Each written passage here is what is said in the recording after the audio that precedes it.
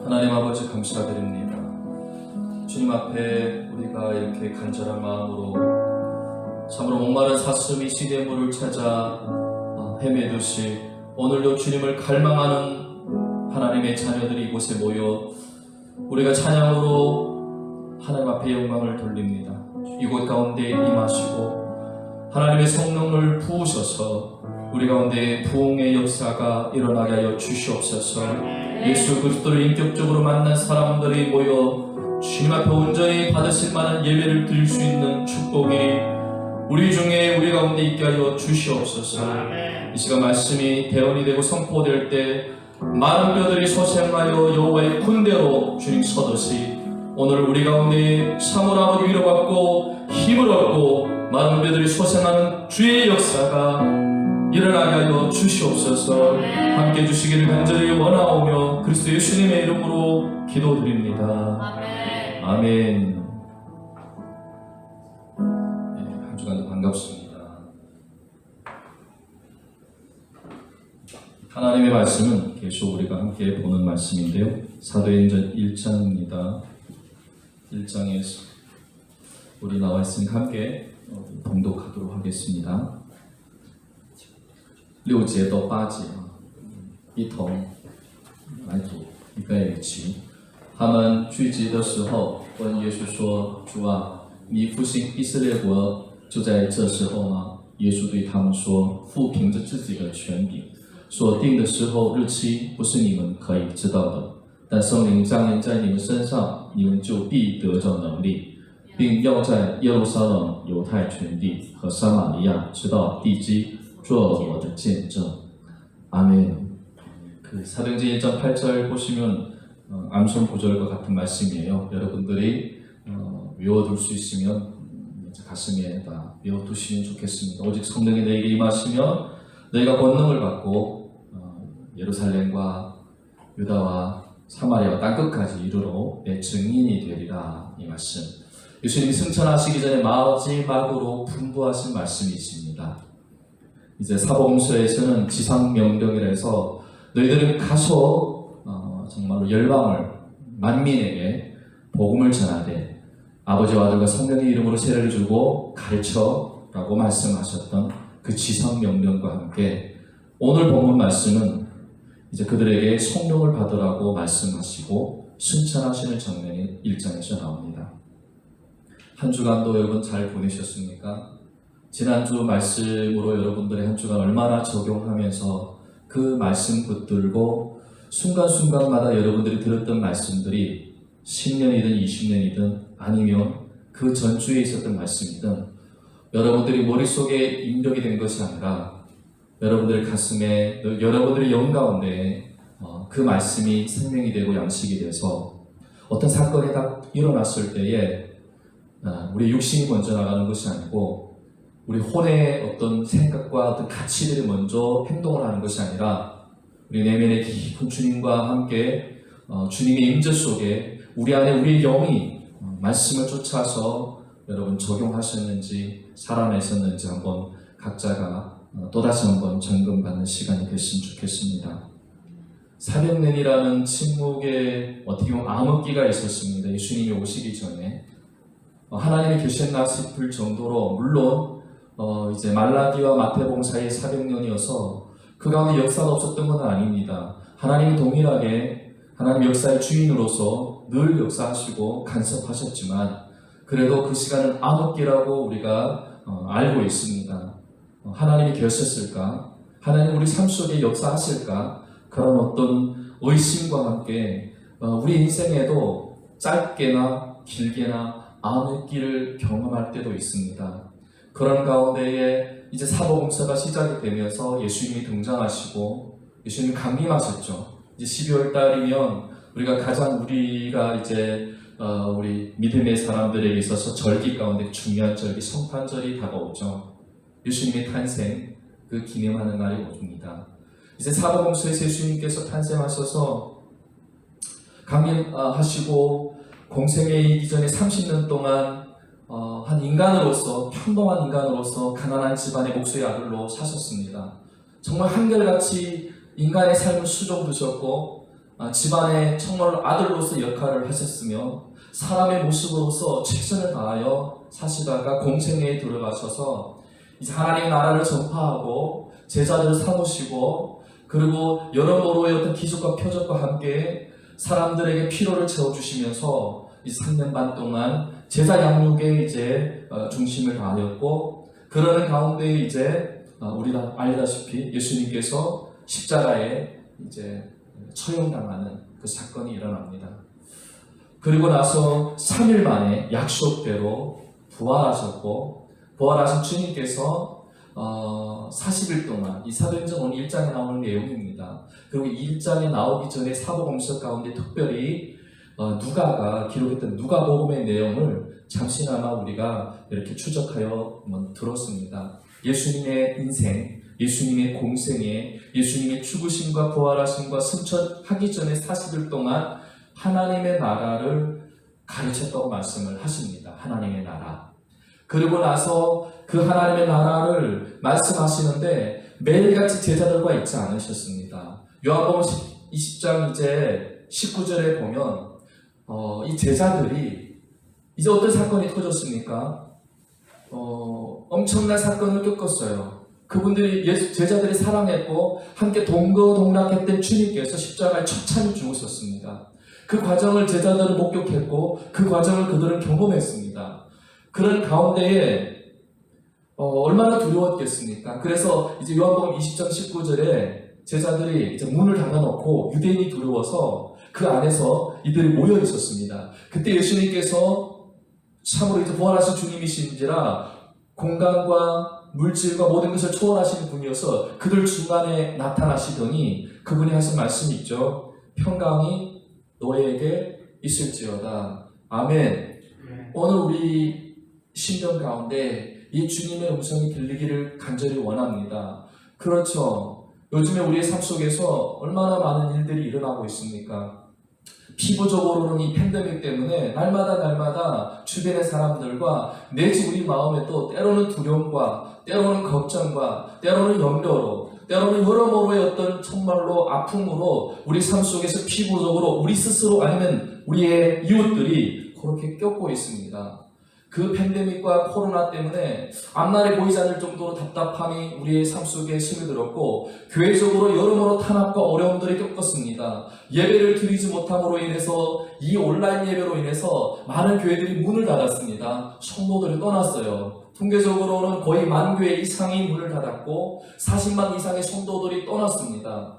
그러한 것들을 들었을 때 여러분들은 어떻습니까? 여러분들의 마음이 오늘 예배를 드리면서 여러분 기쁜 찬양이 울려 퍼질 때 여러분들의 영혼이 기쁘십니까? 그리고 여기에 신앙의 고백이 들어갈 때 여러분들 고백이 되셨습니까? 아니면 여러분들의 영혼이 참으로 차갑지도 아니하고 더웁지도 아니하고 미지근해서 예배 중에서도 하나님 앞에서의 그 기쁨의 찬양을 올리지 못한 채 이 자리에 지금 우리 심령은 방황하고 있습니까?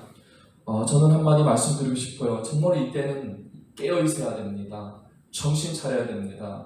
400년의 침묵의 시간을 거쳐서 예수님이 나타나셔서 메시아로 30년 동안 33년이죠. 그렇게 정말로 계시다가 부활하시고 승천하시기 전에 40일 동안 제자들에게 나타나셔서 제일 먼저 하신 말씀이 두려워하지 말라였죠. 평강이 있을지어다고 말씀하셨습니다. 지금 믿음의 사람들에게 가장 필요한 것이 무엇이라고 생각하십니까?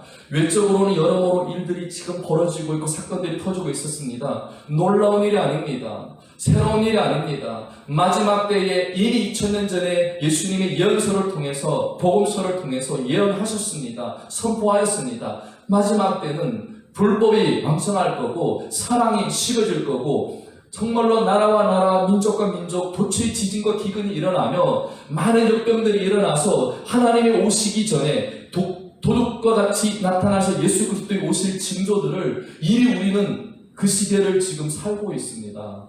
그렇기 때문에 우리는 영안이 열려야 돼요.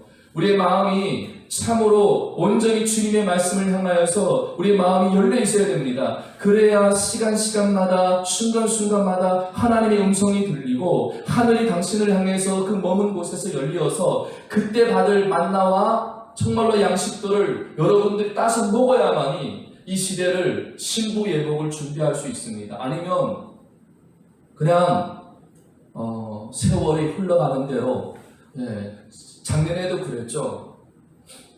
코로나는 올해 되면, 올 여름이 되면 그만 끝나겠지. 멈추겠지. 그러면서 막연한 기대, 희망 고문. 그렇죠. 올해는 좋아지겠지. 내년은 끊어지겠지. 이제 겨울이면 종식하겠지. 아니, 이제 2022년도 가서 또 한번 기대해 보시죠. 그렇지만 우리가 사는 세상은요, 우리가 살아갈 앞으로의 세상은 그렇지 않습니다. 그렇기 때문에 예나 지금이나 믿음의 사람에게 살 수 있는 길은 딱 하나입니다. 성경은 그렇게 가르쳐요. 의인은 믿음으로 살리라 입니다.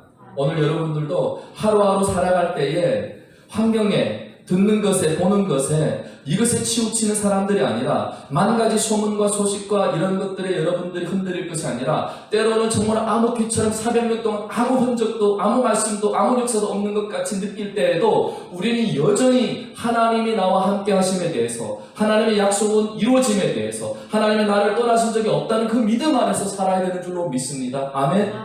아직 우리가 믿음이 초볼 때는요, 계속 표적이 있어야 돼요. 기적이 있어야 돼요. 뭔가 사건 가운데 하나님이 도우심이 있어야만이 우리는 흐뭇해서 웃으면서 하나님 살아계시네, 하나님이 나를 도우시네, 하나님 나와 함께 하시네, 하나님 나의 기도를 들으셨네. 그러면서 우리는 그 믿음이 유지가 되고 그 믿음이 따라가게 되어지고, 그렇게 신앙생활을 할 때는 아직 어리어서 그렇습니다. 어려서 아직 젖을 먹어야 돼서 그렇습니다. 믿음의 성숙하면은요, 아무 응답이 없을 때, 아무 역사 없을 때, 내 일상 속에 하나님이 계신지 안 계신지 할 정도로 그분이 침묵하실 때에도 불구하고 우리 내면에는 여전히 그분의 평강으로, 그분의 말씀으로, 그분의 이끄심으로, 그분의 인도하심으로 우리가 날마다 살아갈 때에 그 사람이 믿음의 성숙함인 줄로 믿습니다. 그래서 예수님께서 이제 복음서 신에서 나중에 제자들에게 뭐라고 그러는가 하면, 이 무리들이 나를 왜 따를까? 그렇게 진단을 하셨을 때 뭐라고 그렇게 말씀하시죠? 배부른 까닭에 나를 쫓는다고 그랬습니다. 배부른 까닭에. 여러분들의 믿음은 어떻습니까? 여러분 아직까지 그 여러분들의 믿음의 경지가, 여러분들의 믿음의 수준이 어디에 머물고 있습니까? 오늘 여러분들은 갈릴리에서 정말 그 사역 가운데 귀신이 떠나가고 병자가 치료받고 응답이 되어지고 참으로 눈에 보이는 사사건 것들을 여러분들이 경험해서야 비로소 예수님을 쫓고 계십니까? 아니면 어느 정도 가축처럼 길들여져서 훈련이 되어져서 봉사할 줄 아는, 찬양하고 기도하고 예배하고 예배 섬기고 설거지하고 청소하고 아니면 헌금하고 어떻게 보면 여러 가지 열심과 특심에 대해서 하나님의 교회에서 충성하는 그 모습으로 여러분들이 길들여졌습니까? 아니면 제가 지금 단계로 말씀드린다면 짐승의 단계가 있고 내 만족을 위해서 가축의 단계가 있고 그건 길들여진 모습이고, 그렇지만 대부분의 성도는요 믿음 생활하는 것이 길들여진 상태입니다. 진정으로 예수 생명이 들어가서 하나님의 형상으로 사는 사람들에게는요 내 삶에 내 뜻대로 안 되어졌을 때, 내가 원하는 것이 모두 막혔을 때에, 그럼에도 불구하고 오늘이란 이날에 주님이 나를 향해서 그 어떤 말씀이 없이 오히려 내 삶에 내가 원하는 대로 내가 끌려갔음에도 불구하고 여전히 내 입술에는 고백이 있고 찬양이 있고 감사가 있고 예배가 있는 자들은, 그것이 바로 십자가의 길을 걷는 자들이요, 복음 안에서 사는 자들이요, 그것이 바로 신부 예복을 지금 준비하고 있는 기름 준비하는 처녀들입니다. 할렐루야. 오늘 이 자리에 우리 성도님들, 우리 청년들, 우리 믿음의 동역자들, 여러분들의 믿음이 날마다 사도행전을 우리가 진행함에 따라서 여러분들의 믿음의 성숙함이 날로 충만해지고 성숙해지기를 주의 이름으로 축원합니다. 다시 한번 이제 말씀으로 돌아갑니다. 이제 4절에 보니까 뭐라고 말씀을 하시는가 하면 예루살렘을 떠나지 말라고 그러십니다. 부활하신 주님이 40일 동안 때로는 그 평강이 있을지어다 외치시고, 때로는 그 마리아 앞에 나타나셔서 동산지기, 마리아는 처음에 알아보지 못한 거예요. 부활하신 주님을 보고도 마치 동산지기인 것처럼 나타나 있으니, 그때 마리아를 향해서 뭐라고 마리아야 그랬더니 바로 그 음성을 듣더니 라비요 하면서 주님을 향하여서 화답하는 내용이 나옵니다. 여러분 이 자리에 제가 예전에 이래저래 정말로 많은 사람들이 음성 들었다 그리고 환상 봤다 그리고 꿈을 꿨다 그리고 많은 사람들이 그런 고백을 하는데 저에게 나타나신 하나님의 말씀은요 대체적으로 저를 책망하는 말씀이 많았어요. 외식한 자요, 너는 가짜야. 저에게 나타나신 주의 음성은 항상 저를 책망하시고, 그래서 제가 아멘입니다, 맞습니다, 인정합니다. 그렇게 저를 살리셨어요, 주님은. 그런데 그 중에 어쩌다가 한번 주시는 말씀이 뭔가 하면 이름을 말씀하실 때, 예를 든다면 오늘 이 자리에서 내 마음에 심령 깊은 데서 주여가, 그 한마디는 끝납니다. 그렇죠? 여러분 안 그렇습니까? 예수님께서 당신의 이름을 호명할 때 삭개오야 그랬더니 삭개오가 그냥 깨지지 않습니까? 다 들리지 않습니까? 이름만 한번 지명했는데 그 인생은요 역전합니다. 오늘 여러분 이 자리에서 여러분들의 이름이 호명이 되는, 여러분 깊은 내면에 주님께서 여러분을 향해서 주여가 그렇게 말씀하신 은혜가 있기를 원합니다. 네가 무화과 나무 아래에 있을 때 내가 너를 받노라 하는 그 말씀 하나에 완전히 아비가일이, 나다나엘이 그냥 하나님 앞에 무릎을 꿇지 않습니까? 네가 어떻게 살았는지 내가 알아. 네 마음의 그 걱정과 네 심중의 그 아픔을, 네가 자라오면서 여러모로 겪어왔던 그 파란만장한 인생을 내가 안다. 어디에 한마디 함축되어 있을까요? 양나라, 그 한마디에 함축되어 있습니다. 그 소리 하나면요 우리 인생은 끝납니다. 할렐루야. 별거 없습니다. 유창한 말씀, 오묘한 말씀, 대단한 말씀, 참으로 막 부흥 강사들이 그냥 불러 하면서 외치는 그런 불같은 말씀 지나고 나면요 그 이튿날에 눈 뜨고 일어나 보니 여전히 현실에 다가왔을 때 그 뜨거운 그 열정은 얼마 가지 못합니다. 오늘 여러분들이 말씀으로 빚어지기를 간절히 원합니다. 그리스도께서 여러분들이 문이 꽉 닫혀 있잖아요. 닫혀 있습니다. 두려워서. 그런데 주님은 들어갈 수 있습니다. 할렐루야. 야, 이 사람은 우울증이야. 닫혀있어. 문이 꽉 닫혀있어. 누구도 못 들어가. 아무리 두드려도 뭐 심리 상담 잘한다는 사람, 뭐 경험이 많다는 사람, 뭐 지식이 많다는 사람, 뭐 별의별 사람들이 문을 두드려도 그 문은 꽁꽁 닫혀있어요. 두려워서. 아픔으로, 쓴뿌리로. 그런데 주님은요 그 가운데에 나타나시더니 하시는 말씀이 평강이 있을지어다. 할렐루야. 제자들이 두려웠죠. 예수님도 죽이니까 자기들은 뭡니까? 아무것도 아니죠. 얼마든지 잡아다가 처형시킬 수 있겠죠. 그러니 무리들이 집 안에 들어가서 문을 꽉 닫고 있을 때 주님이 중간에 나타나셔서 그들 가운데 나타나서 평강이 있을지어다. 오늘 여러분들의 문이 닫혀 있습니까? 정말로 하나님의 말씀이 이렇게 정말로 은혜 가운데 임함에도 불구하고 바로처럼 깜빡하게 완악하게 문을 닫고 계십니까? 그렇지만 하나님께서는요 얼마든지 그 가운데 들어가셔서 여러분들의 이름을 호명하실 수 있습니다. 아멘. 아멘. 그러면요 그 말씀 하나만 들으면 끝납니다. 그 인생은. 그 인생에는 새로운 시대가 열립니다. 새로운 지평선이 열릴 겁니다. 이 자리에 앉은 여러분들 삶이 알게 모르게 잡혀있고 묻혀있고 깔려있고 묶여있고 때로는 과거에 살고 때로는 현재의 자기만의 스스로 만족함에 스스로의 도취에 자기의 어떤 기능비 속에서 교만함 속에서 있을 수도 있는 그 사람들에게 오늘 주님이 말씀하십니다. 때로는 그분이 너무나도 보잘것없는 동산지기, 산을 지키는 하나의 아저씨 같은 그런 모습으로 나타나십니다. 동산지기.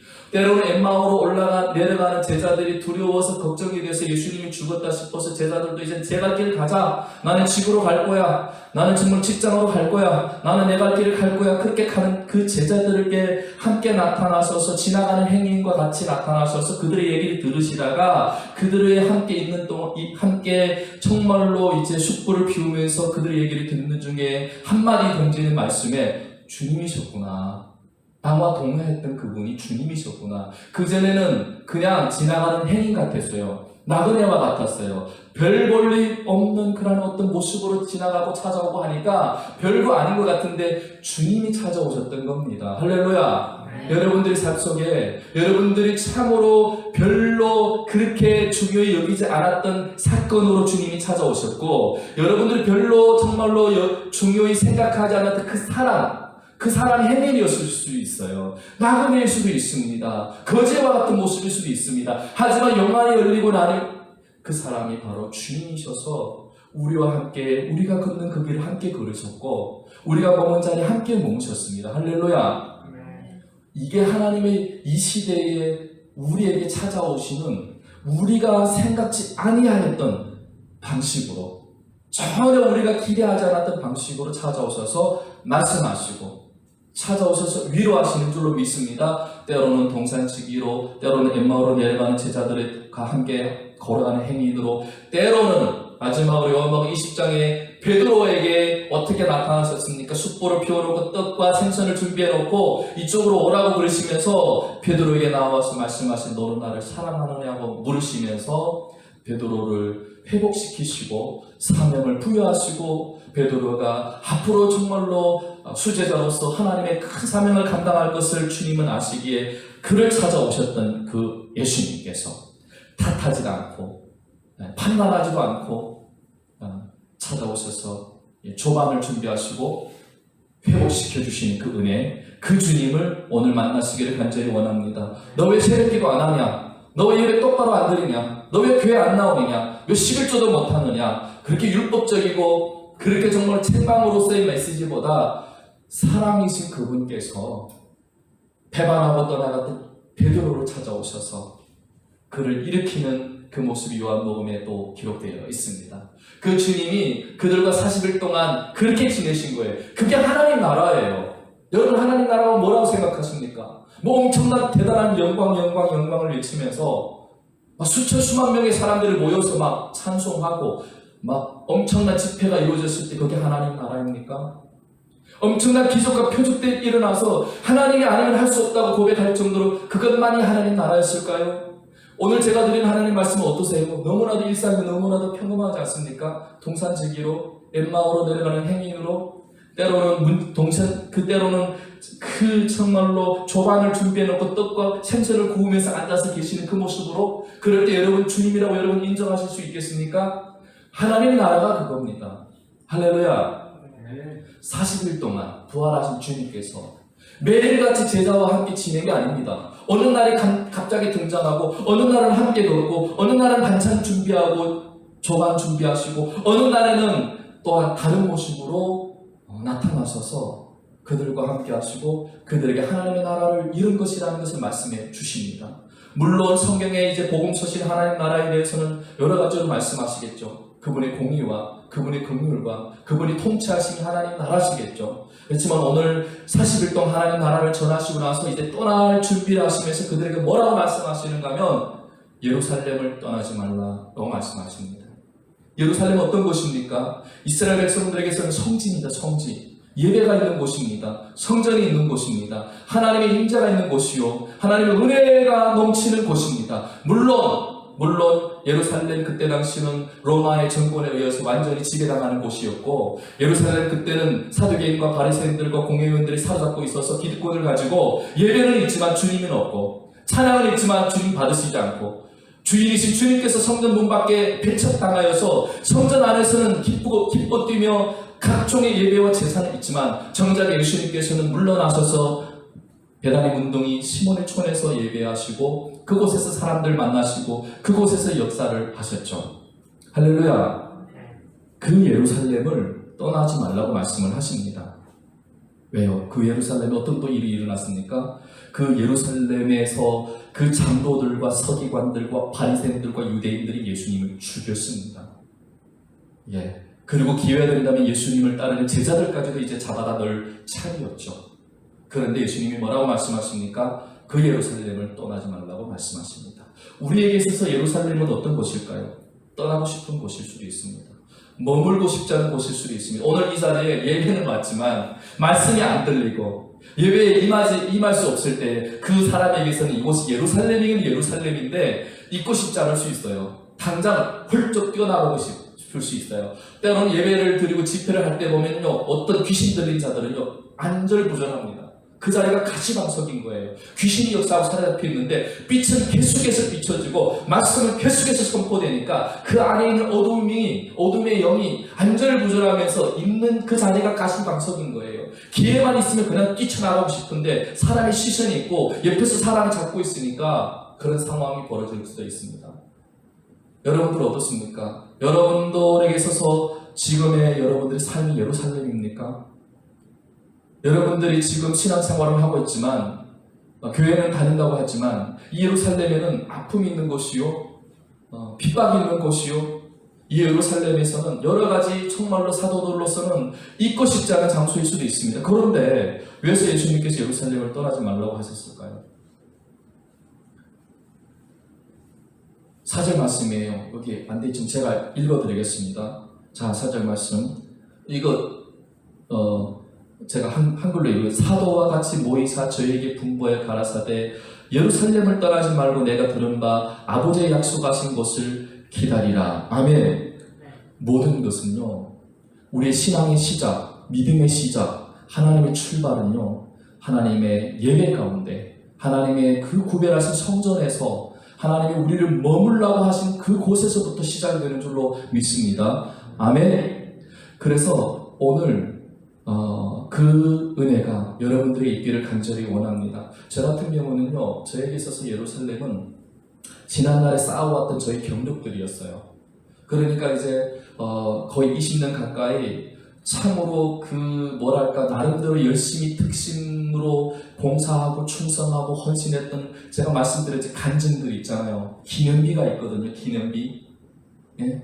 그 기념비들이 그 19살의 그 나이부터 진짜 걸어왔던 그 모든 삶이 성스러운 거예요. 신성한 거예요. 하나님의 역사의 흔적인 거예요. 하나님 아니면 할 수 없는 그런 어떤 참으로 믿음을 자랑할 수 있는 간증들이에요. 그런데 그것이 어느 날에 저에게 있어서 거룩한 성전이 돼서, 그 거룩한 성전은 주님이 있는 것이 아니라 제가 통치하고 있는 제 나름대로의 그 기념비를 세운 상당과 주상이 되어져 버린 거예요. 그래서 그것을 간증하게 되어지면 그 간증의 배후에는 주님이 자랑이 아니라 내가 자랑이 되기 때문에 그 삶에 저에게 있어서 예루살렘과 같은 그런 곳이었어요. 그런데 예수님이 그곳에서 떠나지 말라고 말씀하시면서 저에게 있어서는 어떤 적용이 들어가는가 하면 지금 이게 적용하는 거예요. 나에게 있어서 신성하고 거룩하고 하나님의 것이라고 생각했던 모든 것들이 사실은 하나님이 받으실 수 없는, 하나님이 전혀 흠양할 수 없는, 하나님의 영광 받으실 수 없는 내가 세운 기념비요, 내가 세운 발탑이다. 그래서 저는 저에게 있어서는 이것을 떠나고 싶은 거예요. 이것을 감추고 싶은 거예요. 그렇지만 하나님께서 저를 만나주셔서 깨닫게 하셨던 것은 제가 이거를 인정해야 할 때만이, 제가 이것을 고백할 때만이 비로소 저에게 있어서는 예루살렘에서 주님의 약속된 그 성령, 그 성령, 내가 예수를 믿는 것이 아니라, 내가 예수를 섬기는 것이 아니라, 내가 예수를 자랑하는 것이 아니라, 예수가 나를 끌고 나와서 예수님이 나를 신분으로 그릇으로 사용하셔서 이제는 내가 사는 것이 아니라 내가 그리스도 안에서 사는 것이요, 이제는 내가 죽은 것이요 그리스도가 나를 통해서 나타나는 것이요 라는 갈라디아서 2장 20절의 말씀을 시작해야 하는 그 역사가 지난날에 제가 참으로 성스럽게 생각하고 성전이라고 생각하고 자랑스럽게 생각했던 예루살렘이었다는 겁니다. 그래서 떠나지 말고 거기에서 기다리라, 거기에 있어라, 그렇게 말씀하십니다. 오늘로 여러분들에게 있어서 각자의 믿음의 역사 가운데 예루살렘이 있습니다. 자랑거리가 있습니다. 높일 만한 기념비가 있습니다. 그런데 그러한 것들이 결코는 여러분들로 하여금 하나님을 대적하는, 하나님의 영광을 가로채는 그런 자리에 있게 합니다. 그래서 오늘 떠나지 말라 그러시고, 그래서 그 예루살렘에서 머물라고 하십니다. 그러면 6절에 봅니다. 오늘 이제 본문에 이제 들어갈게요. 저희가 모였을 때 예수께 묻자와 가라되 주께서 이스라엘 나라를 회복하신 이때니까, 이렇게 묻게 되어집니다. 모였을 때에, 요즘에는 모임을 피하는 것이 마지막 때의 역사지만 지금 자연스럽게 모임이 피해집니다. 코로나 때문에 피해지고 방역 때문에 피해지고 각종 각양했던 방식으로 모임을 피합니다. 모임을 피하면 피할수록 믿음의 사람은 더욱더 모이기를 힘써야 되는 줄을 믿습니다. 어떤 방식으로 우리 모이기를 힘써야 돼요. 마지막 때 모이는 걸 피하게 합니다. 모여서 뭐합니까? 기도하고. 모여서 뭐합니까? 우리가 찬양하지 않습니까? 할렐루야. 모였을 때 예수님에게 묻습니다. 예수님이 이제 부활하셨으니까, 예수님이 처음으로 하나님이신 것을 증명하셨으니까 제자들이 신난 거죠. 예, 그동안 절망과 두려움으로 가득 쌓였다 예수님 40일 동안 하나님 나라에 대해서 말씀하시고 이제 그들에게 나타나셨으니 제자들이 이제 묻는 거죠. 이스라엘을 회복하시니 이때입니까? 로마의 정권에서 우리를 해방해 주실 겁니까? 정치적인 메시아를 기다렸고 혁명의 메시아를 기다렸고 모든 치하에서 모든 지배에서 모든 엉금일에서 이제 풀어주실 겁니까? 회복의 때가 지금입니까? 물으셨을 때에 때와 기한은 아버지께 있다. 그건 너희 알 바가 아니다고 말씀하십니다. 여러분 어떻습니까? 각자 질문하고 싶은 것이 있습니까? 예수님께? 오늘 언제 우리의 이 날을 회복해 주실 겁니까? 코로나 언제 종식할 겁니까? 우리 가정의 문제를 언제 풀어주실 겁니까? 이 사업의 이 정말로 어려움을 언제 하나님께서 해결해 주실 겁니까? 우리는 각자의 회복이 있습니다. 각자의 정말로 풀려나고 싶은 우리 현주소가 있을 수 있어요. 이스라엘 백성들이 가장 그들에게 바랬던 것은 뭘까요? 예수님의 제자들 예수님을 왜 쫓았을까요? 성령 받기 전에는 그들의 삶 속에 예수님을 쫓은 이유는 크고자입니다. 크고자. 출세하고자입니다. 오른편, 왼편. 이스라엘을 회복했을 때, 다윗처럼 신정국가를 세웠을 때에, 그랬을 때에 오른편에 앉히든 왼편에 앉히든 출세의 길을 위해서, 성공하기 위해서, 그래서 예수님을 쫓았던 거거든요. 또 똑같은 거예요. 이제 주님이 부활하시니까 이들이 더 확신이 온 거 아닙니까? 언제 회복할 겁니까? 이런 어려움에서, 이런 지배에서, 이런 식민지의 삶에서, 이런 억눌림에서. 그런데요, 예수님께서는 전혀 다른 대답을 하십니다. 우리는 기도할 때 그런 기도를 하죠. 언제 회복할 겁니까? 주님, 좀 살려주십시오. 좀 회복해 주십시오.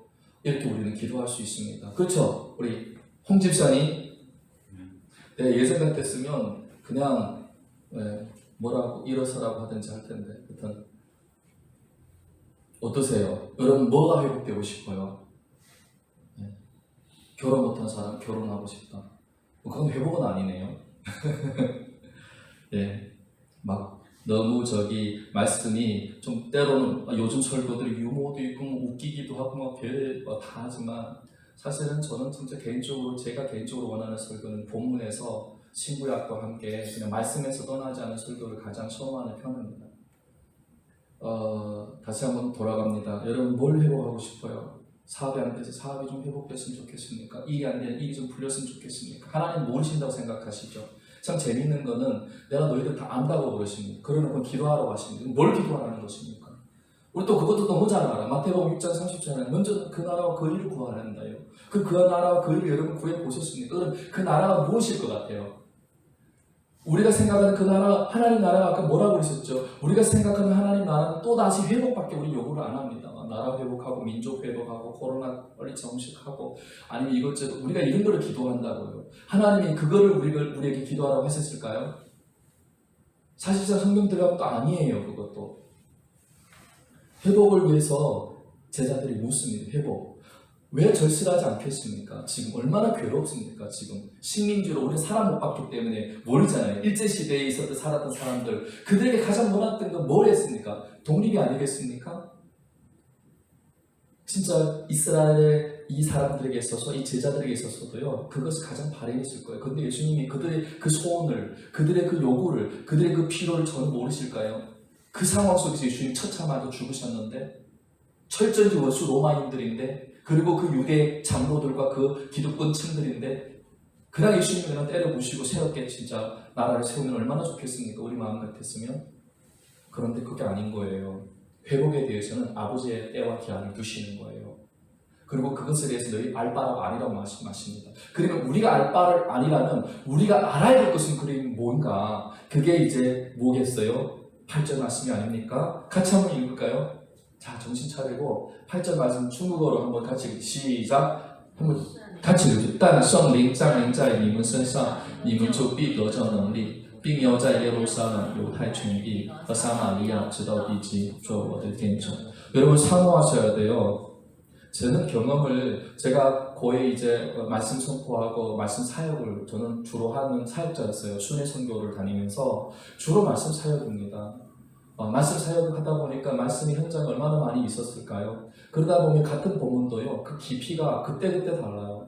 그 앉은 신명에 따라서 준비된 반찬이 다릅니다. 여러분은요, 얼마나 풍요롭게 준비되는지 먹고도 12광주리가 남아요. 12광주리가. 그러면 제자들이 그 12광주를 거두면서 하나님의 그 풍성함을 경험하는 거예요. 여러분, 오늘 이 자리가 여러분들의 심령이 12광주를 남길 수 있는 그런 사모함이 있어야 돼요. 그러면 이 말씀은요, 지금 아까 이제 예루살렘을 떠나지 마세요. 이 부분에서도 더 깊이 들어가서 여러분들의 그 심령 깊은 내면에 꼭 필요한 양식까지 공급이 돼야 되는데 그것만 핥다가 말았어요. 사모하셔야 됩니다. 간절히 사모하면 말씀이 훨씬 더 깊고 넓게 열려져서 그 말씀이 얼마나 강력한지, 파워가 있는지, 창조 역사가 있는지 삶에서 경험하게 됩니다. 할렐루야. 아멘. 너무너무 중요해요. 저는요, 이 사도행전을 강의를 한두 번 한 사람이 아닙니다. 교회마다 달라. 교회마다 이 말씀을 전하면 어떤 교회는 너무 말씀이 그냥 풍요롭게 그냥 선포가 돼서 5,000명이 먹고도 12광주리 남는 역사가 일어나는데, 어떤 교회 가면요, 그냥 상식만, 그냥 지식만, 그냥 표면만, 그냥 수박을 핥을 때 겉만 핥아버리고 그냥 처치를 하면 끝내버리는 그런 경우들이 있습니다. 여기 예배 드리는 분들이 천차만별이니까 상관없어요. 양식은 적게 먹고 많이 먹으면 되는 거예요. 아까도 우리가 진혁이가 밥은 안 먹고 반찬만 먹을 수도 있어요. 그렇지만 영의 양식은요, 편식하면 안 돼요. 다 먹어야 돼요. 할렐루야. 아멘. 골고루 먹어야 돼요. 아멘. 아멘. 그리고 절대로 하나님은요, 오늘 주신 말씀을 분명히 준비해 두셨습니다. 오늘 이 자리에 분명히 그 말씀에서 생명을 취할 수 있는 은혜가 있기를 간절히 원합니다. 회복은 다 필요해요. 저도 회복이 필요해요. 저도 제 삶 속에 사역이 어떻게 보면 제가 어떤 사건, 나중에 그 부분 나누려면 저도 나누겠지만 이 자리에 다 대부분 알겠죠. 제 아내가 사별한 뒤로 제게 사역이 어느 정도 멈췄었어요. 그래서 그 사역이 멈춘 가운데서 제가 하나님 앞에서 일한 것을 껴게 하시고 경험하게 하신 하나님이 은혜가 있단 말입니다. 이런 고통을 껴게 하는 하나님의 섭리가 있단 말입니다. 그냥 지나칠 수 없는 그런 어떤 하나님의 그 만지심이 있는 거예요. 경험케 하심이 있는 거예요. 그 사별을 통해서 그 죽음의 고통, 암의 고통, 그리고 그것을 정리하고 나서 제 실체가 드러남으로써 하나님 앞에 나의 어떤 죄인된 괴수로서의 어떤 하나님의 그 정체를 보여주실 수 있는 거예요. 그러면 그 거의 2년 가까이 제가 자숙하면서 머물던 시기에 제가 원했던 회복은 사역의 회복이었는데 하나님이 그게 아니거든요. 일하는 사람이 필요했던 건 아니거든요.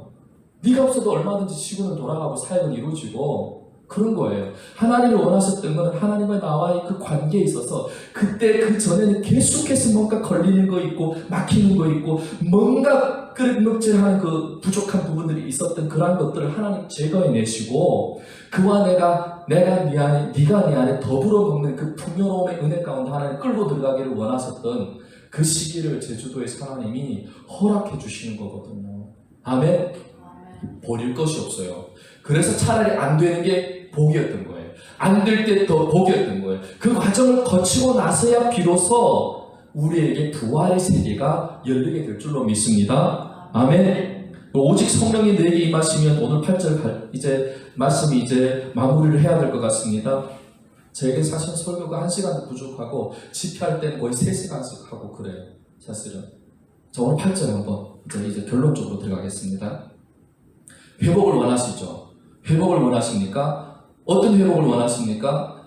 당장 우리 각자의 그 회복이 있습니다. 그 회복을 잠시 여러분 묻어두십시오. 그리고 오늘 주님이 뭐라고 하시죠? 그게 알 바가 아니고 꼭 너희들이 알아야 될 것이 있다.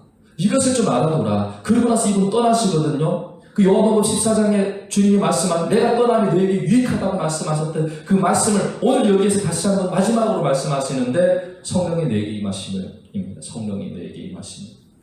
이것을 이제 위에서 우리가 위에 몇 절만 올라가면 물세례가 있고 성령 세례가 있습니다. 여기 성령의 임하시면을 오히려 성령 세례로 보셔도 돼요. 성령 세례, 성령 충만, 성령 세례와 함께 성령 충만의 역사가 일어나는데 예수님을 따라다니면서 기적도 행하고 표적도 행하고 귀신도 쫓아내고 오병이의 기적도 행하시는 그 현장에 그들이 심부름꾼으로 쓰임받았던 제자들의 삶은요, 너무나도 예수님과 함께 동행하면서 제자의 삶으로서 많은 것들을 경험하고 체험하고 예수님을 믿고 그들이 나아가서 역사를 할 때 귀신이 떠나가고 하늘에서 별이 떨어지는 경험을 하면서 예수님이 그 제자들에게 뭐라고 그러셨죠? 너희들 그것 때문에 기뻐하냐? 귀신 떠나가는 것 때문에 기뻐하느냐? 오히려 너희 이름이 하늘에 기록된 것 때문에 기뻐하라, 그렇게 말씀을 하시는 거예요. 우리는 보이는 것 때문에 기뻐하지만 주님 그 보이는 것은 당연한 거예요. 실은 그들의 이름이 하늘에 기록됐다고 그러십니다. 그게 복음서에 이미 나와요. 할렐루야. 그러면 여기에는 뭘까요? 구원받는 문제하고 상관없어요. 지금 여러분들이 말씀 듣는 거는 예수 믿고 구원받아야 되냐? 예수 믿느냐 안 믿느냐 문제가 아닙니다. 믿는 사람들에게 선포된 메시지인데 그 메시지가 오늘의 우리에게서 무슨 회복이 일어나야 되는가? 이스라엘 나라가 회복이 되는 것이 아니라 내 나라가 회복이 되고 내 역사가 기록이 되는 것이 아니라 하나님의 나라가 이루어져야 되는데 그러기 위해서는 필수로 꼭 그것을 오직이라고 표현하죠. 성령 세례를 받아라. 할렐루야. 성령이 임하면 권능이 나타나는데 이 권능은 어떤 권능일 것 같습니까? 우리가 생각하는 권능은 뭘까요? 그 권세, 그 권능. 네, 오늘 말씀에는 증인이 되라고 말씀을 하는 거죠. 이 증인의 역사가 오늘 우리 찬송을 통해서 확실하게 이 땅에 일어나길 간절히 원합니다. 예루살렘과 유대만 해도 벽이 있습니다. 유대와 사마리아만 해도 벽이 있습니다. 사마리아와 땅 끝에도 벽이 있습니다. 문화의 벽이 있고 종교의 벽이 있고 삶의 벽이 있고 그리고 각종 각장의 벽이 쌓여져 있습니다. 하지만 이 성령께서 우리 가운데 오시면 대화가 안 되는 사람, 소통이 안 되는 사람, 그 장벽으로 인해서 여러모로 막혀 있었던 것들이 다 헐어지게 되어지고 무너지게 되어지면서 그대로 하나님의 그 생수의 강이 흘러서 땅끝까지 이루어지게 되는 그 역사가 성령 세례로 말미암아 이루어지게 될 줄로 믿습니다. 그게 앞으로 사도행전 28장에 가는 거예요. 28장에 가도 끝이 없습니다. 그게 오늘 이 시대에 어떤 교회에서 사용하듯이 29장 뭐 이렇게 얘기도 하죠. 성령께서 임하면 장벽이 무너집니다. 조선족, 한족, 한국 사람, 중국 사람, 이 나라, 저 나라, 흑인, 백인 다 무너집니다. 다 헐어집니다. 그 장벽이 없어집니다. 문화적인 거, 종교적인 거, 철학적인 거, 이념적인 거 다 무너집니다. 성령이 없기 때문에 이 나라가 이념으로 갈라지고 민족과 민족을 싸우는 겁니다. 그 성령께서 교회에서 지금 우리가 원하는 성령은 그냥 위로해주는 성령, 그냥 정말 우리에게 있어서 참으로 안이나 해주는 성령, 그냥 구원의 확신을 주는 성령, 그리고 은사를 통해서 뭐 기적이 일어나고 병 고치고 귀신, 그런 성령의 역사가 아니라 이 성령 세례는요 모든 민족에게 다 통하는 거예요. 다 벽이 무너지는 거예요. 할렐루야. 휘장이 찢어지면서 예수님과 함께 우리가 연합이 되어지고 하나님과 화목해 되어지는 그 역사가 이 성령 세례가 임하니까 제자들로부터 역사가 일어나는데 어떻게 되죠? 제자들이 방언이 터지죠. 방언은 여러 가지가 있어요. 은사로서의 방언도 있고 또 하나의 방언은 하나님의 나라의 언어인데 안 통하고 안 막히는 데 없는 거예요. 다 열리는 거예요. 할렐루야. 오늘 이 성령 세례가 임하기를 간절히 원합니다. 이게 끝이에요. 그냥 성령 세례, 성령 충만. 이 성령 보혜사 성령께서 오셔서 죄와 의와 심판에 대해서 말씀하시고 그래서 그 성령으로 말미암아 예수님이 이루신 그 구원이 주관적인 구원으로, 그러니까 객관적인 구원이 이루신 그 사건이 주님의 사건이었는데 성령께서 오셔서 그것이 나의 사건으로, 나의 주님으로, 나의 구원으로 하나님이 성령께서 역사하심으로 그것이 보혜사 성령의 강력한 역사라면 진리의 성령께서 예수님처럼 살 수 있도록 도우신다는 겁니다. 예수님은 어떻게 사셨습니까? 예수님은 온 세상의 주가 되시지 않으셨어요? 모든 담을 헐지 않으셨습니까? 죄의 담도 헐으셨고 저주의 담도 헐으셨고 할렐루야. 오늘 그 주님이 내 심령 가운데 주로 오시면 그 성령 세례와 그 성령 충만으로 말미암아 예루살렘에서 유다로, 할렐루야, 유다에서 개처럼 취급하면서 절대 상종치 않았던 사마리아 사람에게, 유대인들과 사마리아 사람들 만날 수가 없는 관계예요. 유대인들은 자칭 성스러운 존재들이 아니고 우리는 선민. 저 사마리아인은 뭐예요? 잡종, 혼합자들, 개들이라고 했습니다. 그래서 돌아다니잖아요. 지나가지 않습니다. 우리가 만나고 싶지 않고 지나가고 싶은 사람, 얼굴 대면하고 싶지 않은 사람, 우리 살다 보면 있을 수도 있어요. 그런데 그 복음이, 그 성령께서 임하면 유다와 사마리아의 벽도 깨집니다. 무너집니다. 할렐루야. 통과되는 거예요. 그 사건이 사도행전 빌립을 통해서 일어났잖아요. 진짜 오늘 너무나도 하나님이 말씀을 주십니다. 여러분들 정말로 한 마디라도 제대로 잡으셔서 한 주간 승리하기를 간절히 원하여. 우리는요, 예루살렘에서 유대로 통과하기 참 힘들어요. 유대 어떤 존재들입니까? 예수님을 죽인 사람들이 무리들이에요. 대부분 외식하고 가식하고, 네, 회칠한 무덤들이고, 정말 꼴도 보고 싶은, 종교는 넘쳐나죠. 종교의식.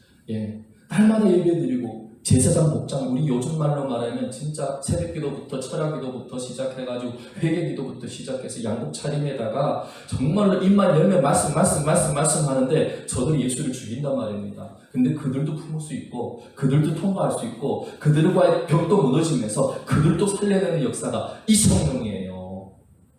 예수님이 떠나시면서 이 성령 받아야 하나님의 나라가 세워지는 거라 이겁니다. 아멘. 그리고 사마리아는 이제 말씀드렸죠. 이 사마리아는 정말로 상종하고 싶지 않은 왼수들이에요. 그러니까 왼수라기보다도 어떻게 보면 좀 가증스러운, 내 생각에는 더럽다고 생각하는 존재들 있잖아요. 자기, 기생. 그때 당시는 뭐 세리나 창기나 기생들에 대해서 이 선민의식을 가진 제사장들은요, 꺼려했죠. 멀리했죠. 근데 예수님은 다가갔잖아요. 사마리아인들은 개취급 받았지만 성령께서 그 복음의 역사로 말미암아 그들도 통과하고 그들과의 벽도 무너지고 마지막 땅끝은 사실 이때 이 당시는 로마예요. 로마를 품을 수 있어요. 여러분, 저는 로마 같은 그 참으로 생각만 하면 약간 치가 떨리는 사람이 있어요. 여러분은 없죠. 여러분들은 너무 마음이 넓으시고, 예, 믿음이 좋으시고, 저는요, 평소엔 다 괜찮다가 늘 고백, 아침에 잠결에 딱 일어나서 화장실을 들어가는데 그 몇 초 사이에 제 안에 드는 순간에 떠오르는 그 인간이 나타나면, 그분이 나타나면 저는 저주가 나가요. 아직도 종종 무의식 중에 나온 거예요. 그거는 의식적으로 하면 당연히 내가 내 죄를 알고 나 같은 것도 용서하시는 주님이신데 내가 누구를 용서하고 용서 못하고가 어디 있느냐. 용서받은 내가 죄가 더 큰데 그런 마음이 있을 때는 절대로 그런 마음. 그런데 무의식 중에 잠결에 화장실 가는데 순간에 생각 딱 들죠. 근데 여기 나가요. 지금도. 그게 제일 로마예요. 땅끝이에요. 아니, 살다 보면 또 다른 땅끝이 있겠죠. 그런데 그것도 나눠서는 안 되는데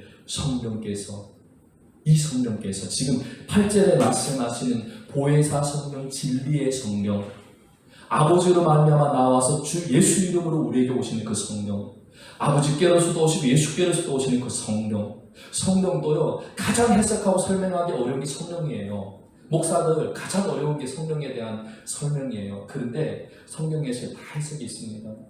그냥 한 성령 하나님, 그 한 인격체이지만 그분의 역사하심 속에는 다양합니다. 일곱 눈이잖아요. 어여튼 성령 세례 오늘 받으십시오. 여기에서 받으십시오. 여기가 예루살렘이 되십시오. 그래서 여러분들의 삶을 향해서 나아갈 때 땅끝까지 막힘이 없이 그 성령 세례와 충만함으로 말미암아 하나님의 행전이, 믿음의 행전이, 성령의 행전이, 그의 나라가 당신을 통해서 이루어지기를, 세워지기를 간절히 축복합니다. 기도하겠습니다. 할렐루야. 하나님 아버지 감사드립니다.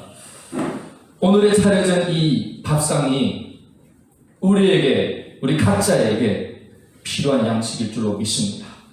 먹고 마시되 체하지 않게 도와주시고 잘 소화해서 우리의 영에, 우리의 삶에 살과 피가 되게 하여 주시옵소서. 오직 성령이 우리 가운데 임하셔서 그 성령으로 말미암아 드러난 열매는 우리가 바랬던 어떤 회복의 어떤 열매가 아닌 그 나라가 예루살렘부터 땅끝까지 이루어지고 세워지고 그 삶 속에, 그 역사 속에 내가 증인으로 쓰임받는 줄로 믿습니다. 다시 한번 오늘의 이 시간을 주님께 참으로 마지막 기도하는 시간까지도 올려드리며 예수님의 이름으로 간절히 축복하며 기도 드립니다.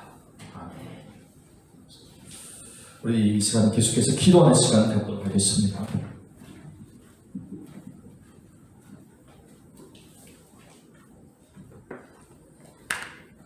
我们一起来祷告。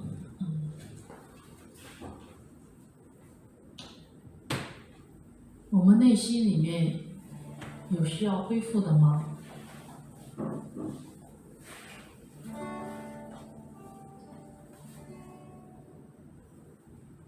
现在我们生活的在这个物质的世界里面，的确很难去，有时候真的是很难去跟随神的脚步。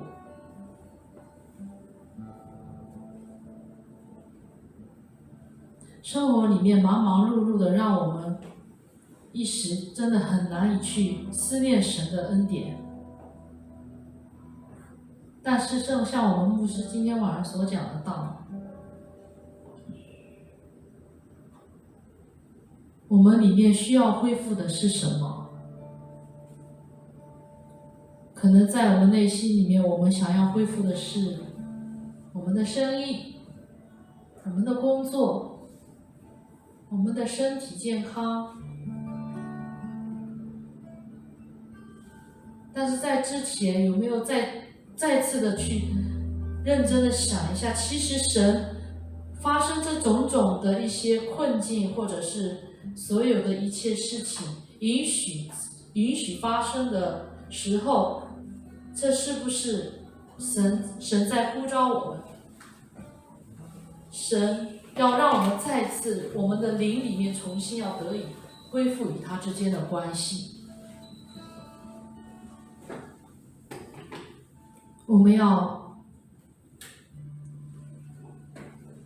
我知道我们是个罪人，的确实我们真的是个罪人。有时候真的很想俯伏在神的面前，就是那样的无力。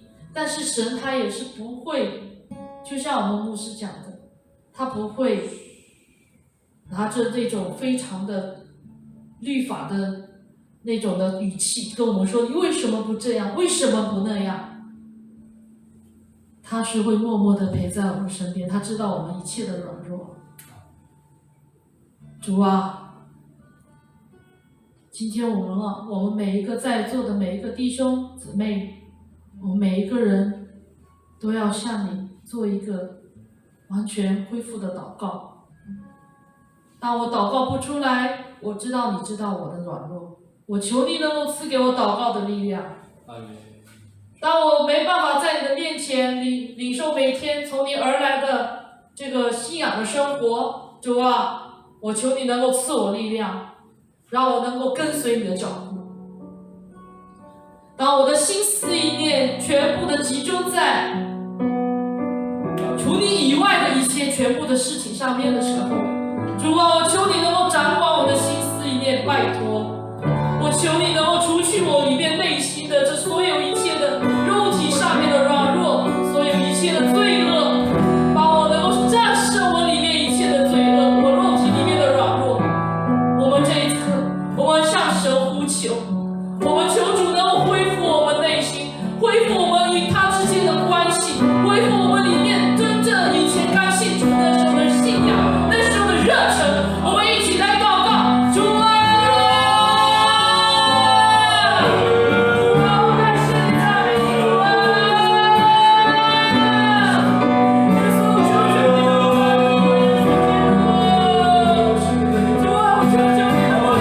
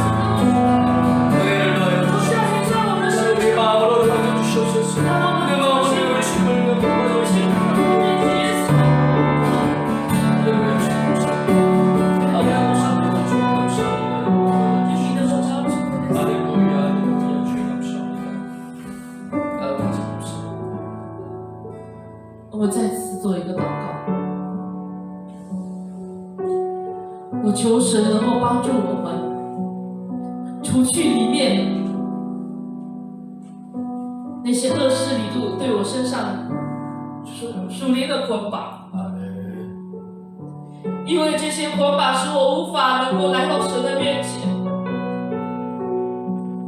因为这些捆绑使我脑袋瓜里面一天心思意念都是在于我自己的生活之内的所有一切，我的成功，我的生活，我的学习，我的工作，使我们真的无法专注于在神的上面，无法定睛去张扬神的荣美。主啊，即便我真的有心能够真的想要回到神的面前，求主能够为我而征战，求主能够除去魔鬼撒旦在我身上一切属灵的捆绑。我愿主能够帮助我，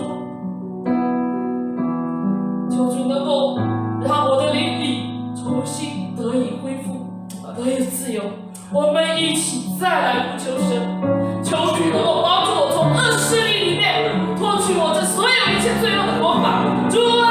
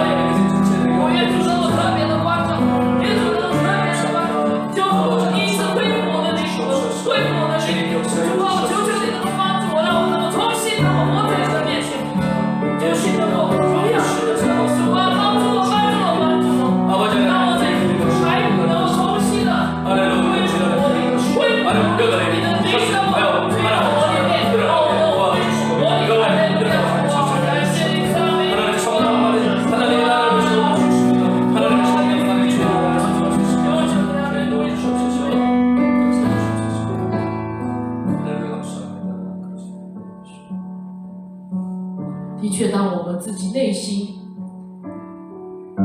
的墙，我们里面自己的心门关上的时候，但是神，我们牧师所说的，今天神要到你的心中，神要跟你说，愿你平安。我这个门里面，我到底都是装了一些什么东西？真的，我们再次的来到神面前，我们一起来思想神的恩典，感谢神。不管这里面有多少的东西阻碍了我与神之间的交流，可能在我们人看来是在逆境的时候，但是其实站在神的立场，他可能看为是顺境。因着这些痛苦，因着这些忧虑，因着这些一切，正是我们与神恢复关系的时候，而反而是我们人看为是顺境的时候，有可能是在神看来是逆境的时刻，因为很危险。反而是这些顺境使我们远离了与神之间的关系。不管你的事工，不管是教会的事工，不管你的学习，不管你的工作，主啊，我求你能够今天再次来到我的心门里面，除去我这些所有一切的巴别塔，属灵的这些骄傲的这些巴别塔，我求主能够帮助我们，愿主能够来到我们心里面。当他在我们来到我们当中的时候，当他呼求，当他来叫我们名字的时候，愿我们能够软化在他的面前，愿主能够除去我们里面心里一切的忧虑。我求主能够再次怜悯我们这样的罪人，真的能够拿掉我们心里面这所有一切的忧虑，恢复。我们一起来祷告。主啊，主啊，再次在你面前献上祷告。我求你能够除掉我们心里面一切的忧虑，我求你能够除掉我们心里面一切的。我求你赐下内心的眼泪在我的身上，圣灵，我求你。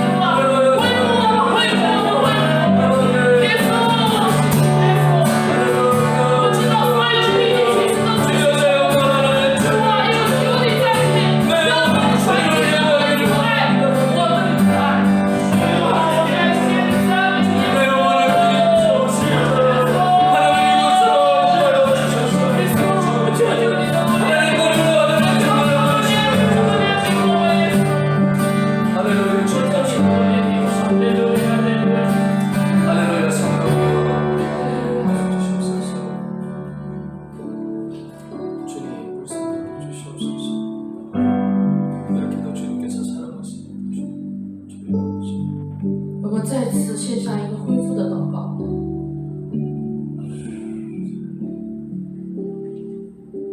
周中的时候，我突然间想到一个问题，我觉得我应该要为我们每一个在座的弟兄姊妹而祷告，因为他们过来，神引领他们的脚步过来。而这些灵魂正是需要被恢复的灵魂。我们弟兄姊妹内心的痛苦与挣扎，可能只有他们自己心里面知道。但是他们这样鼓起勇气来到神的面前，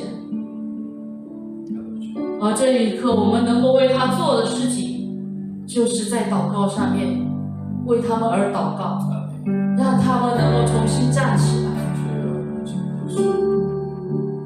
让他们能够重新的恢复起来，而凭着这样的恢复，使神国能够更加的扩张，才能更好的走耶稣基督的道路，能够把福音传出去。主，今天我求主能够保守我们在座的弟兄姊妹。我们内心里面的有伤痛的，我内心里面曾经受过伤害的，我求主能够帮助我们，医治我们，完全的恢复我们，医治我们。我愿每个弟兄姊妹也能够相互的彼此的站起来，彼此的拥抱，彼此的去关怀他，而这个时候我们能够彼此的去在彼此的为彼此祷告的时候流下的那个泪水。水，也愿主能够纪念，求主能够特别的看顾我们每一个弟兄姊妹。我们一起来祷告，我们要为我们的弟兄姊妹来祷告，求主能够恢复我们，恢复他们，恢复他们的家庭，恢复他心里所有一切的悲哀，医治他里面所有一切的疾病痛苦。主啊，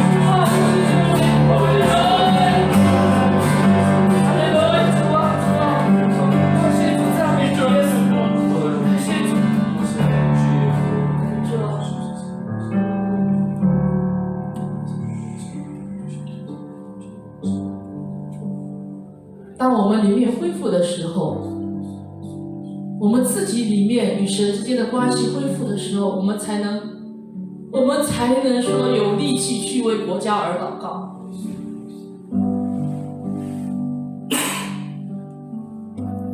主，我求你，刚才我牧师所说的，但是据统计出来，现在韩国有2万个教会已经被关掉了门。韩国有6万5千个教会，已经关掉了2万个，已经圣徒损失了150个，流失掉了150万个圣徒。我相信这里面应该也都包括大大小小什么，不管是海外的教会，还是韩国的教会，还是这些在韩国里面的外国人的教会，应该都包含进去。主啊，我愿主能够完全的怜悯我们这片土地，求主能够让韩国重新的恢复信仰，求主能够让韩国的教会再次的恢复过来。在这样的环境里面，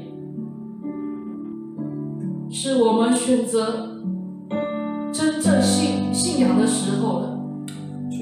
到底我们是要听从政府的话，还是听从神的话？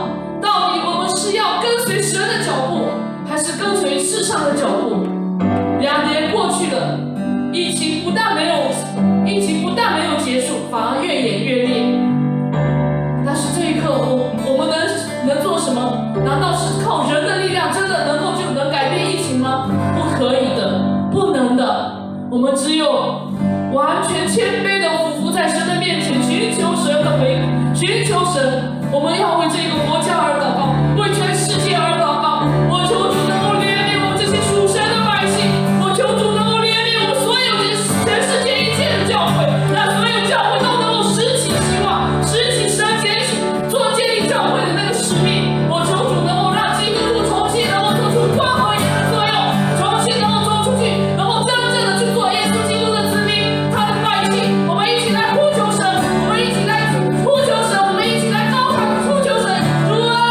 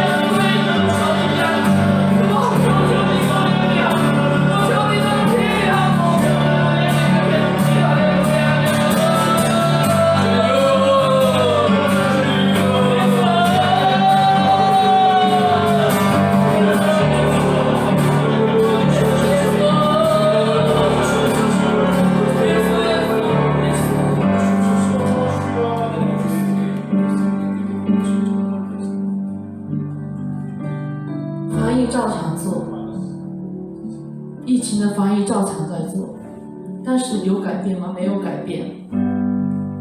而我们每一个人天天只是听着舆论，听着新闻，跟着政府的做法。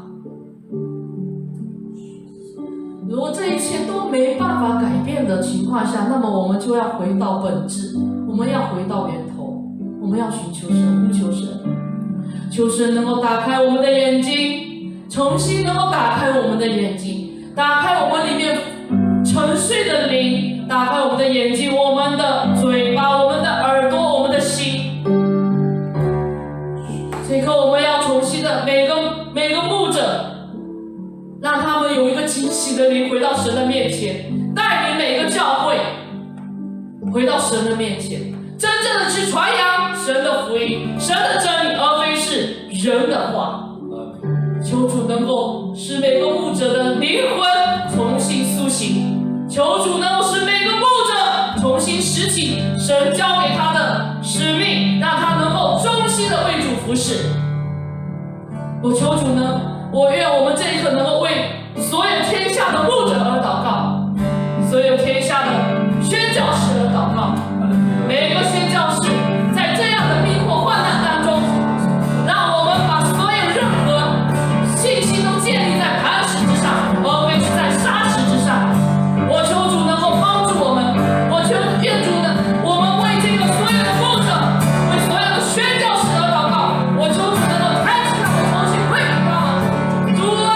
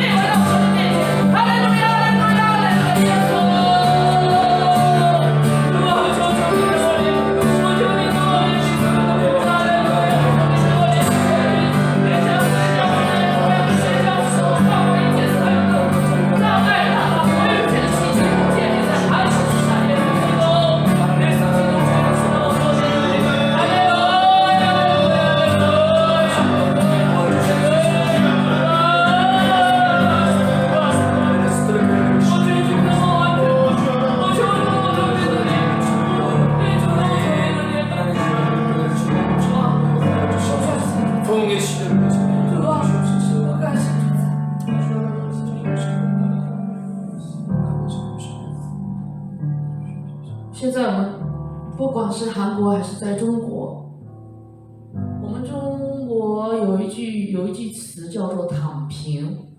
躺平的意思是什么呢？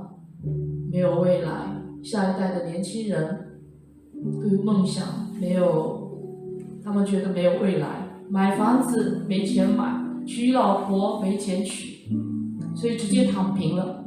韩国的年轻人其实也差不多都是这样，赚1个月就花1个月工资，他们对未来真的毫无希望。房子这么贵，有梦想他们也很多人都是扔掉自己的梦想，现在就是过一天是一天。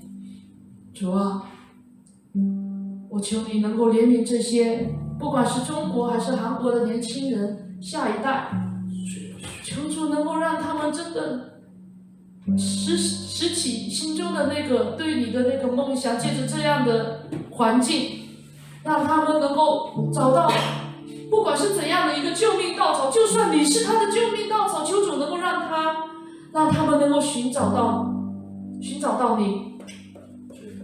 我求主能够怜悯这下一代的年轻人，下一代的孩子。所有一些这些社会上反基督教的一些文化，求主都能够洁净。愿主能够怜悯他们，赐予他们，让他们在这个生命里面注入灵，注入生命，注入一些活力，真正的使这些骸骨都能够重新的恢复起来。我求主能够使这些的年轻人能够拥有生活梦，让他们能够看到你，让他们能够完全的依靠你，能够在这个世上能够单单仰望你。主啊，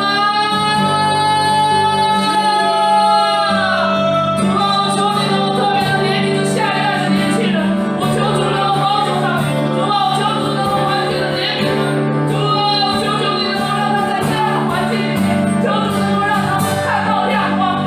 主啊，你就是他们的脚前的那个，我求主能够做他们的灯塔，求主能够让他们能够看到这个灯塔，让他们能够寻求你，让他们能看到耶稣基督在他们生命当中，他们生活里面，求主能够重新的，让他们能够寻找到人生的希望，找到人生的救赎。主啊，人生的大价值在哪里？愿主能够让他们能够找到，让他们能够打开他们的眼睛，让他们就是你里面，就是你的圣灵能够在他们身上做工。主啊，我求你能够接近所有一切关于基督教的文化，让他们能够真正的让他们能够真正的在这样罪恶的文化里面能够走出来，能够脱离哈利路亚，哈利路亚。耶稣基督，我感谢你，我赞美你，我感谢你，赞美你。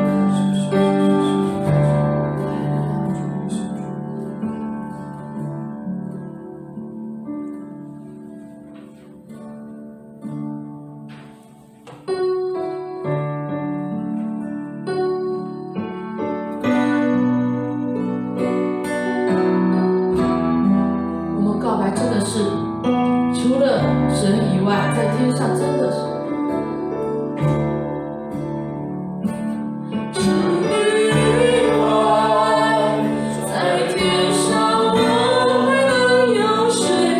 除你以外，在地上我面无眷恋。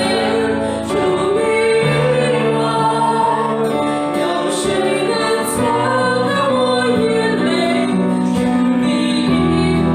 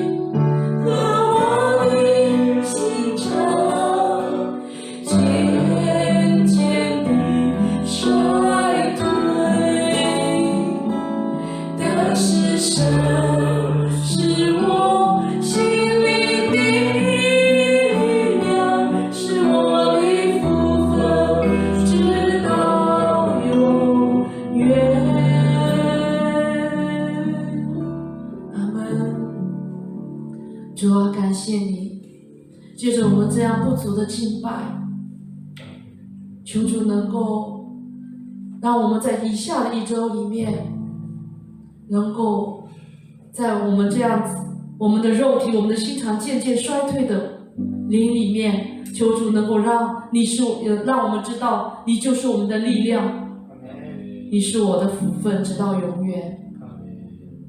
愿我们都能够依靠你的能力，每天都能过好每一天，每天都能过每一天得胜的生活。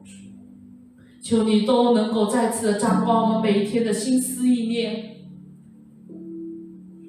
让我们不受邪灵的辖制，当仰望神，依靠神，恢复你我之间的关系，让我能够真正的从内心里面去爱你，寻求你，仰望你。愿你的平安能够真正的降临在我们身上，你的圣灵能够每天的充满我，浇灌我，使我每天都能够过荣耀主的生活。哈利路亚！感谢主，今天晚上这样不完全的敬拜，不完全的祷告，都要献在主的面前，愿你能够看顾应允我们。以上祷告是奉耶稣基督的名求，阿门。